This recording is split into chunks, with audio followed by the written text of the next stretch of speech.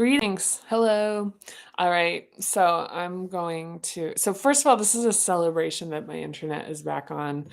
I hadn't been planning on doing anything like going this myself right now as I'm shifting into developing the tools and the practices for to make Parinama method more accessible to more people, where it's not me either working with people as organizations or clients directly, or and also the book. So it's kind of like the book is like intimidating, which is actually like sort of the universal descriptor of it, from everyone. I mean, it's actually like the great unifier is that you've got people that like are working at Harvard, and MIT, and then you have people with education similar to mine from Keene State College, or with even like high school, who are finding it like engrossing, but also it's not intellectual. I think that's part of the thing that makes it, as far as having like a processor for being able to like process information, that Parinama is actually, it's just really evocative, and it's tapping into things related to our psyche, our emotion, our nervous system. So it's really I mean, I have the experience with reading the book when I'm reading it, that it is it's still evocative to me. And so, I mean, one of the things is I really credit the fact that this comes from inspiration, that I credit being, certainly beyond my like individual capacity. So I have experiences with this still. And what I'm going through right now is interesting, is that I had absolutely, and this is really helping create some of the inspiration for how I'm moving forward, but I pretty much decimated my nervous system capacity by, first of all, launching the book, doing work as it relates to consulting and working with folks on the book, marketing the book, all this kind of stuff. And then also doing engagements in companies, and also working on my personal, uh, you know, like I spent last Thursday, I think I spent 4 hours working on things related to my own like financial like projects and interest, like investments and things. So it's kind of, it's been that realization, as far as like even a first hub thing about this, the recovery, to come back to actually like feeling physically connected, grounded. I had like some really, like I was feeling very excessive, as far as feeling like really logy. Um, and so part of it is like allowing these uncomfortable feelings and like existing with them, and understanding that they'll pass, and understanding that it's kind of like part of the like recoil, so to speak, in a sense. But anyway, so my commitment to continue reading remains strong.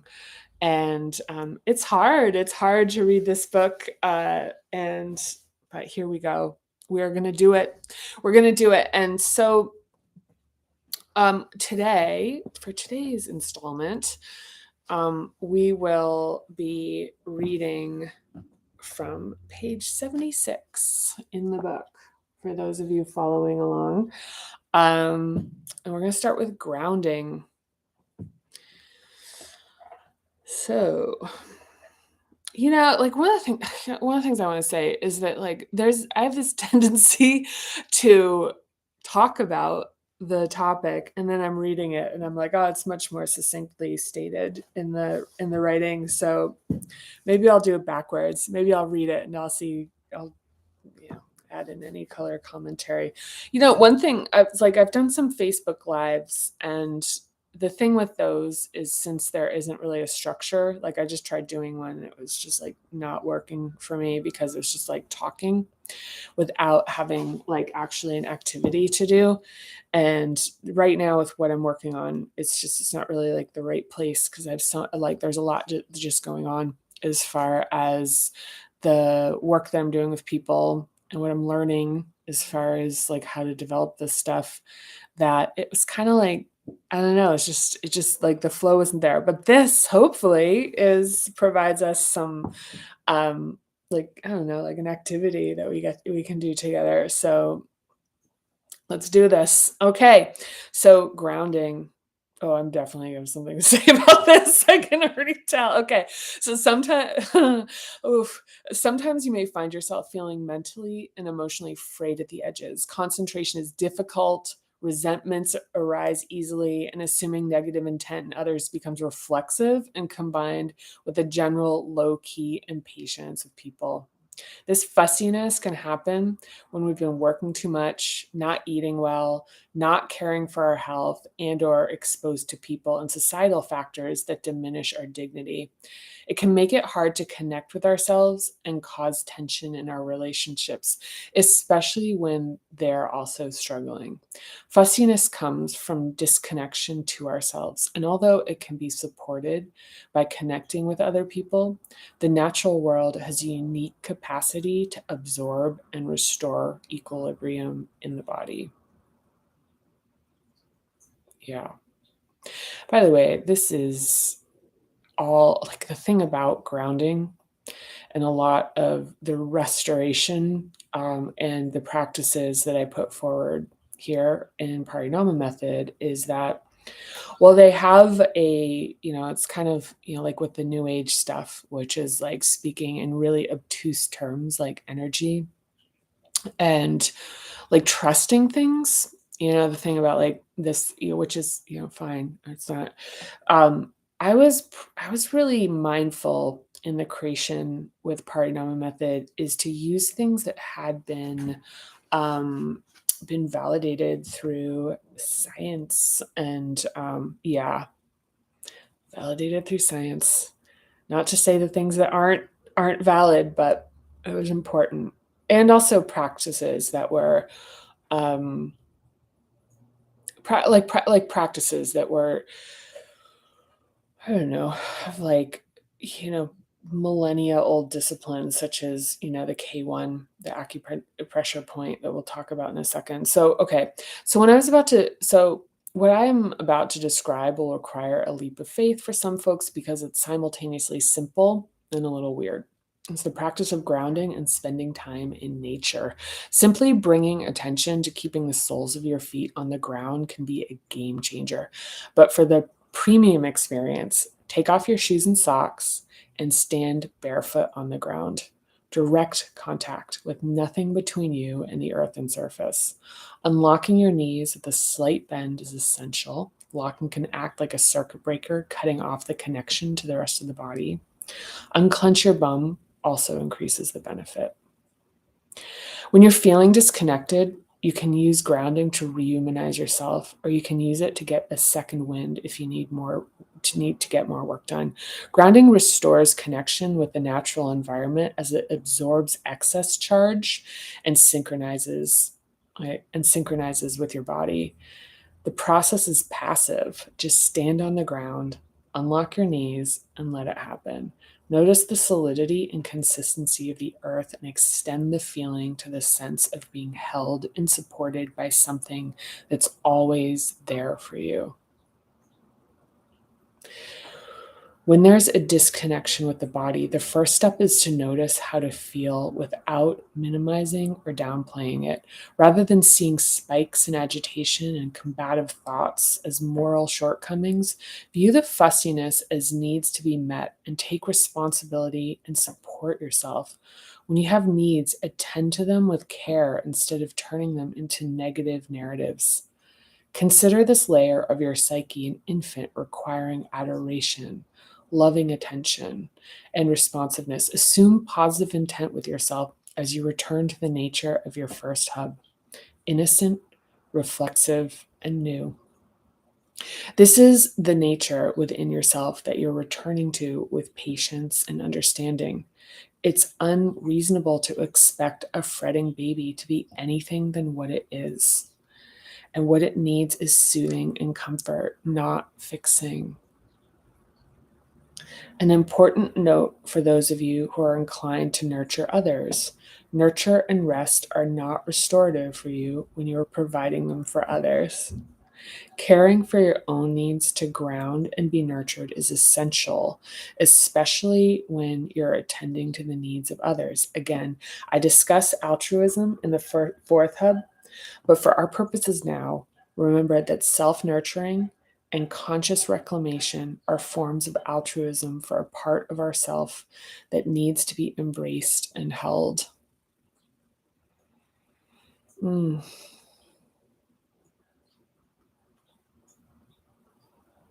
yeah, it felt really good to read that.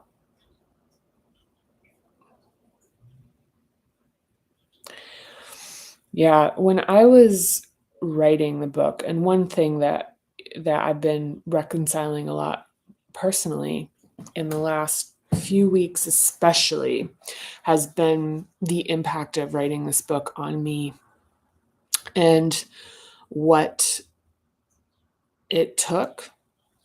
It's a good way to put it. Um,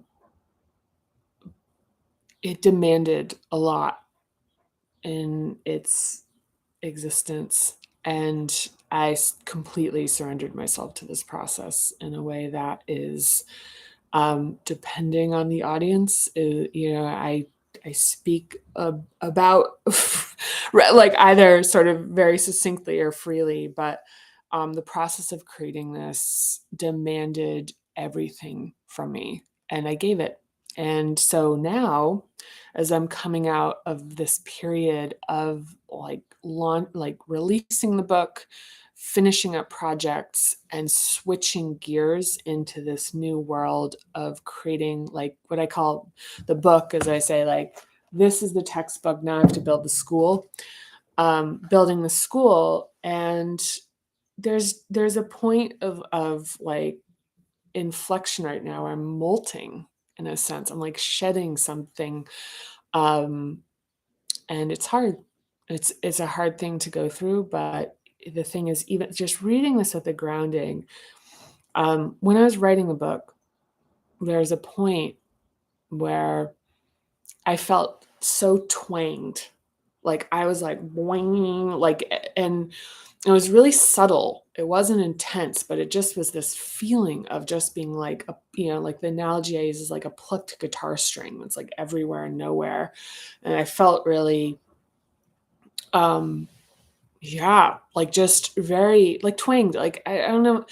And I remember just feeling this natural sense, like this really organic, sensibility, and I'm going to expand more on how I'm seeing that other folks do this is, and I went out and sat by the river, and Charles River is behind my house, and I sat on this patch of earth, which wound up being a place where I sat for a lot when I was contemplating and working on some of the kind of concepts and structuring with the book. I'd sit out there for hours and I'd watch ducks and I'd just kind of be in the nature of it. And it actually helped with the intensity of what was coming through in the creation of Parinama method. And if you're reading the book, you can relate to the fact it's intense. So the creation was very intense. It's very intense. But I did it again this weekend. And I had a experience where I like I went up to my tree. It's like the same tree I always use. And I like slowly moved my hands on the bark and then held them there. And it's like, and the sensation on my palms that came into, like just the sensory, um, like, I don't know, it's like, it's stimulation. It's like very, like just the sort of input was just really soothing. And so I did that and I sat and like that's the whole thing about tree huggers. I remember thinking like, oh my God, this thing about tree huggers is like, it's funny, but it's like, it's a thing. It's a thing. I get it. I get it. It's a thing. But as far as scientific validation, one of the things is like Shinrin Yoku, the art of forest bathing, which is Japanese. It's like the Japanese forest ministry that was created. It was a governmental, it continues to exist, it's relatively new. It was a government body that was created to study the effects of nature on the population, and from a really practical practical, I'm using in kind of an odd way, but in a way of like basically for people's health, like mental health and their like overall like human well-being. And so they studied things like stress markers that like in saliva samples after folks had spent time in nature in particular ways. They studied, like wood essential oils, and the impact those had on patient outcomes, pictures of nature. It's pretty extensive, and the thing that's really interesting about it is that it's actually like enough. It's data driven to the point that it can be used for making business cases for green space in cities about why it actually matters and how it changes people. And so there's a few books on it. They're all great, honestly. If you wanted some recommendations, just write in the comments. I'll give them to you. But anyway, I'm going to read a little bit more here. And the sun just popped out. It's really nice. It's really nice here right now. It's like I have a birch tree outside this window. It's really like kind of a favorite thing. And it's like this time of year when the leaves are coming out. And then like throughout the summer, it creates like a curtain of leaves, which is kind of magical. But anyway, it's nice. Nature. But actually, meaningful is that part of the thing with like nature bathing and the science of nature is that even pictures of nature, even pictures and representations of it can actually have an impact on your nervous system.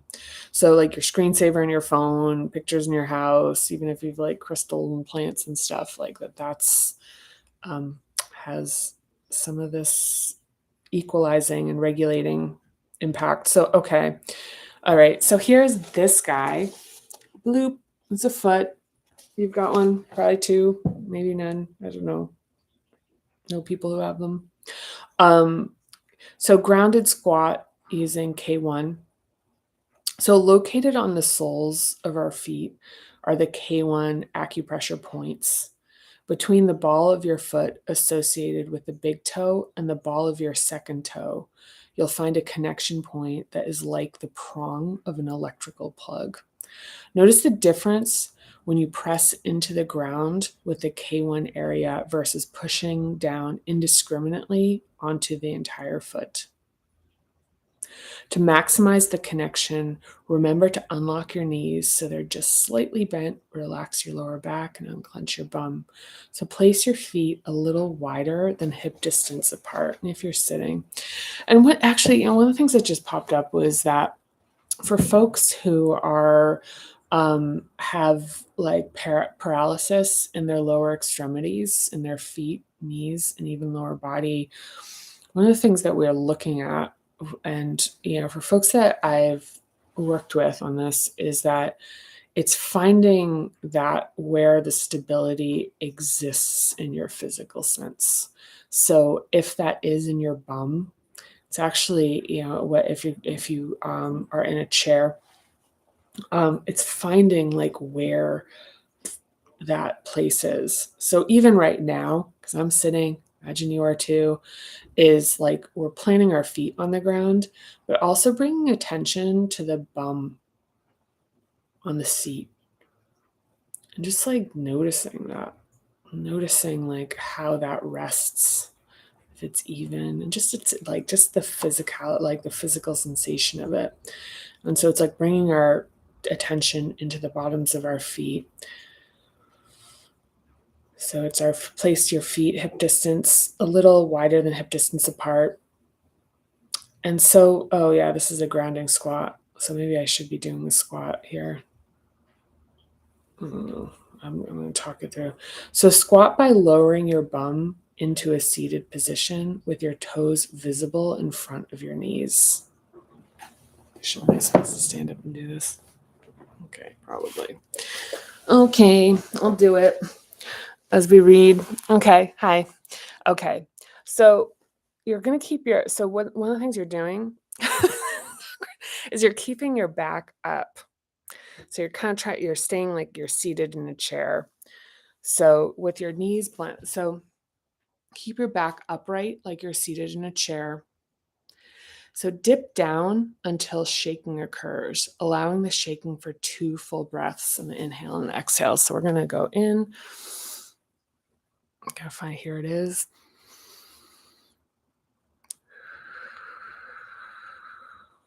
Inhale.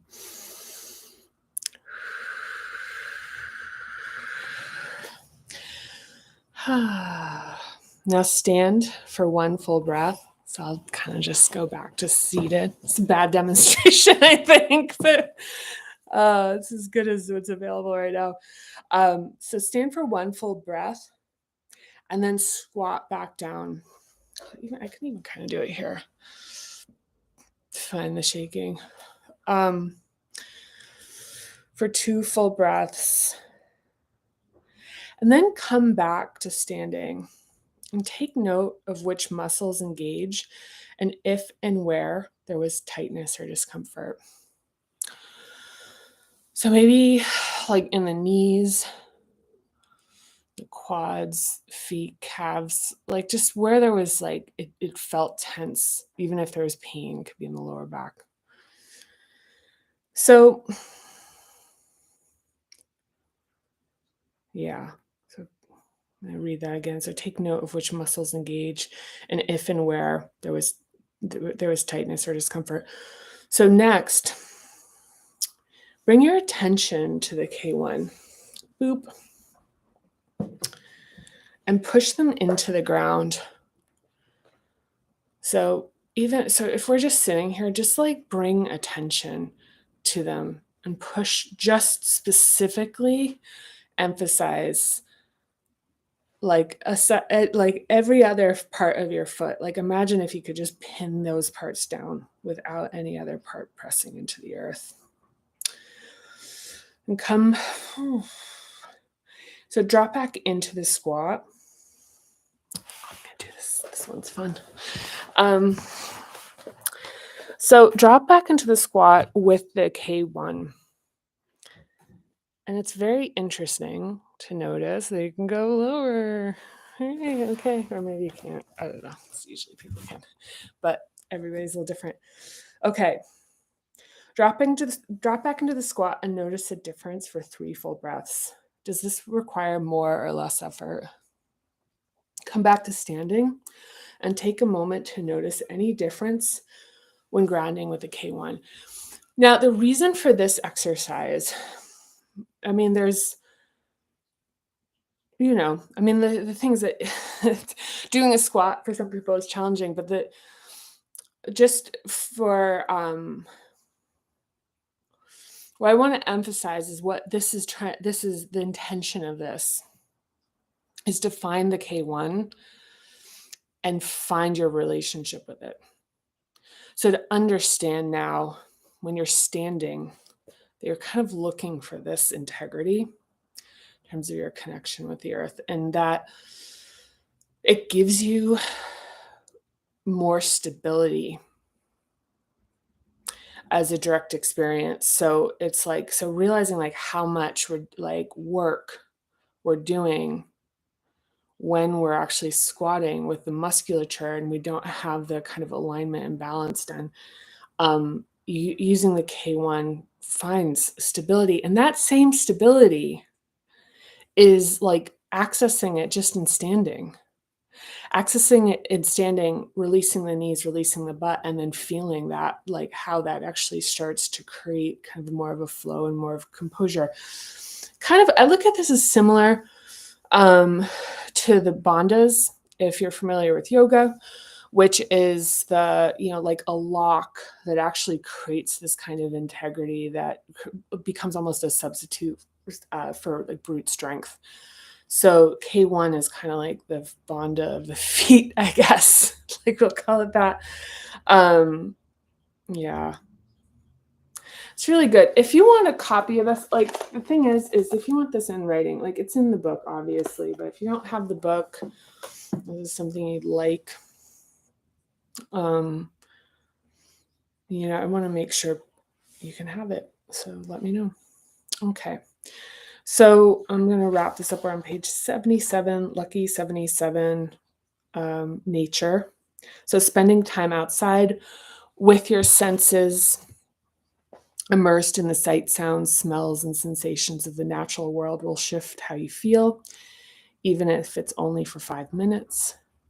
Evidence-based clinical studies have repeatedly demonstrated the measurable positive effects on your immune and nervous system from time spent near trees. Diffusion of natural oils, especially from trees, has been found to promote measurable positive effects on the sense of well-being and even boost the immune system. Oh yeah, boost the immune system. Public health benefit. So diffusing essential oils provides an accessible, achievable daily grounding practice. Adding plants, woods, stone, and other natural materials into your home supports the first hub.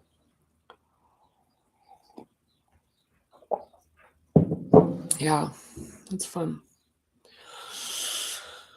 Yeah. hmm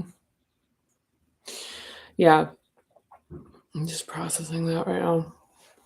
So, see my barrette, put my bangs back. Okay, so let's read the last part. I think there's just a little bit here, balance, and then we'll wrap it up. So, balance. Standing involves the strength to hold your ground and the agility to maintain balance in a constantly moving world. Practicing balance brings strength and agility into the body.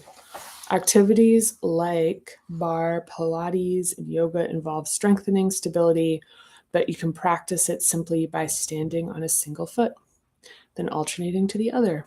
Lift one foot off the ground and notice what happens to the grounded foot. I think I'm going to do for these in the future, I'm going to have a different camera angle than me like sitting on the couch, like behind a coffee table. These feel like that. I really feel like I really should be demonstrating these, or at least doing them along with you. If I'm prompting you to do them, that we should be doing them together. Yeah. So explore the need to activate more of the standing foot and how pushing down through the K1 while extending upwards through your perineum and torso support the stabilizing balance. This can be practiced while waiting in line or even talking on the phone. Simply lift one foot slightly off the ground, balance on each foot for 5 full breaths each. So, talking about the K1 here, one of the things for some people may be familiar with something I'm kind of pointing to here, which is the Mula Bandha, which is in the perineum, which is something I think Pilates gets into this to a certain extent. Certainly yoga does, which is the upward lifting sense coming out of the perineum. But here what I'm talking about as far as balance is concerned, like for just where we need to go for this practice is like the K1 and just experiencing that and deepening our connection to it as something that's like really like a valuable, like it's really valuable.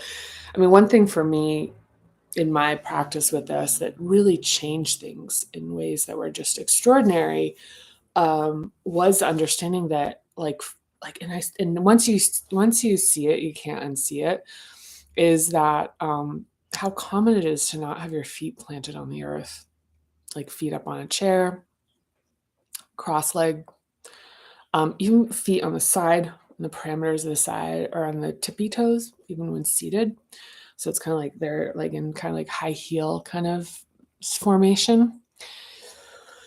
And realizing it's like that kind of planting into the earth is like just in terms of like creating the physical sensation of stability, and what we're talking about, which is like using nature to stabilize ourselves, using the ground to stabilize ourselves. And the next one we'll be talking about physical boundary, which is here, but I don't think it made it into the book. Like it's funny because I'm like reading the book now for the first time in the like paper physical form, and and there's actually what exists is an entire like as much writing as is in this book is out of it.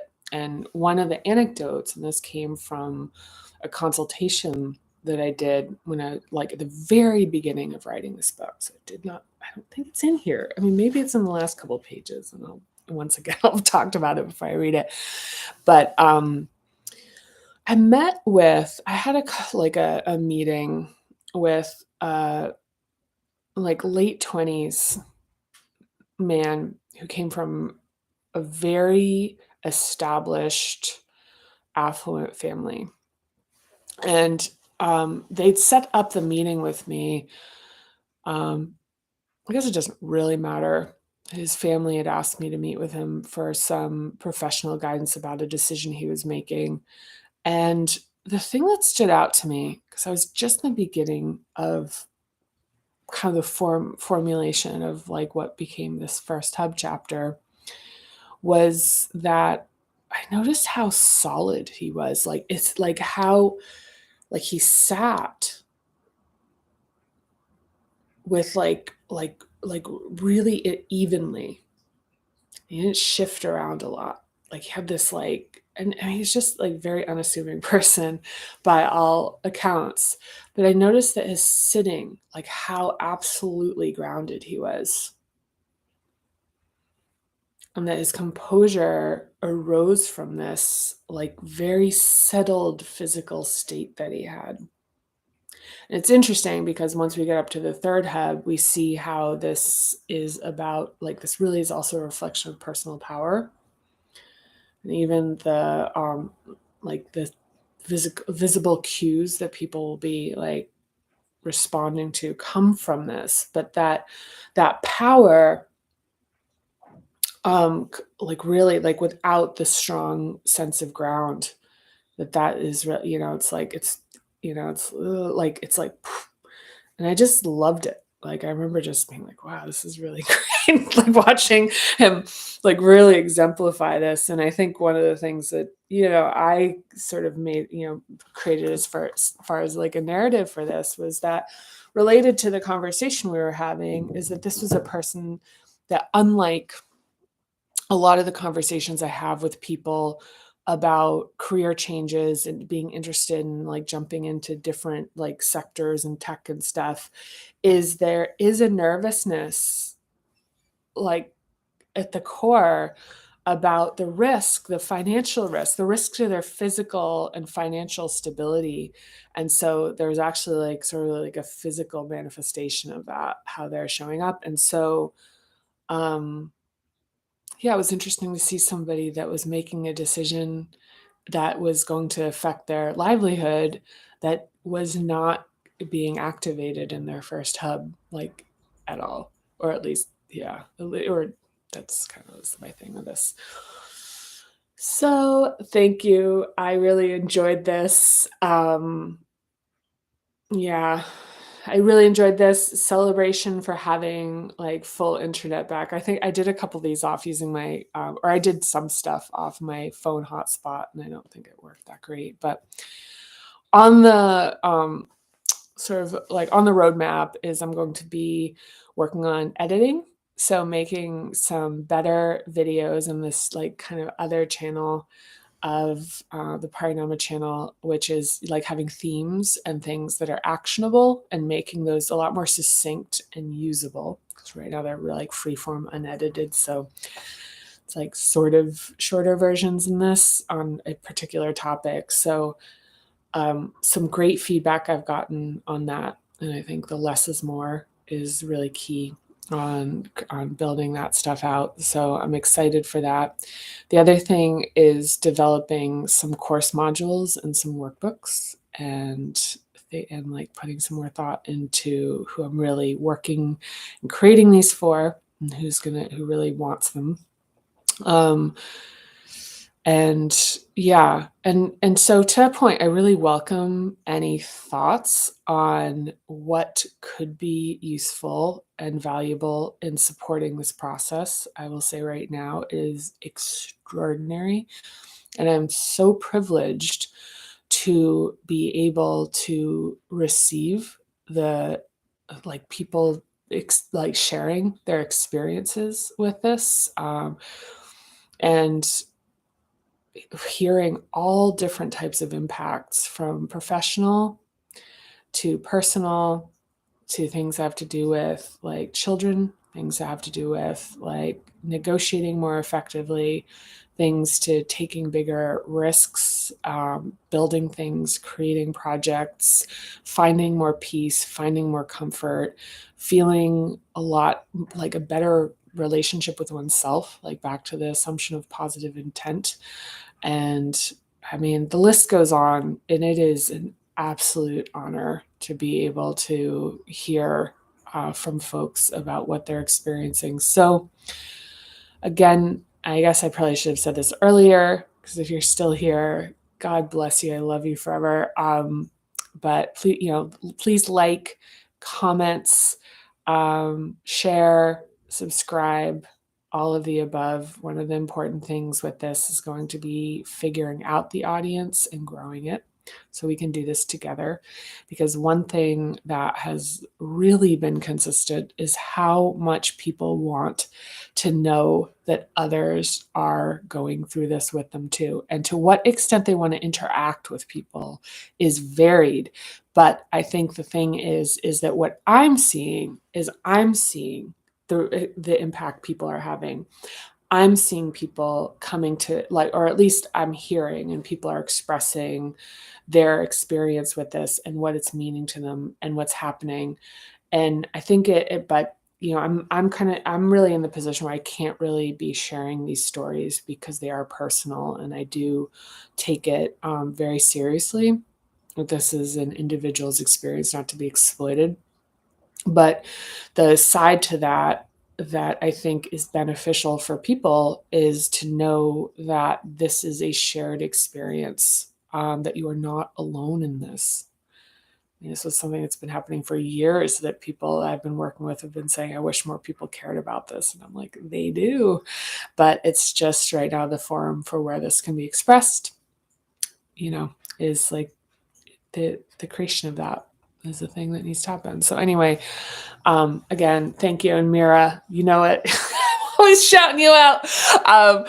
Because how could I not? Love you so much. Oh my gosh, thank you. And everyone else, if you comment, I'll shout you out too. Love you lots, and can't wait for the next one. Bye.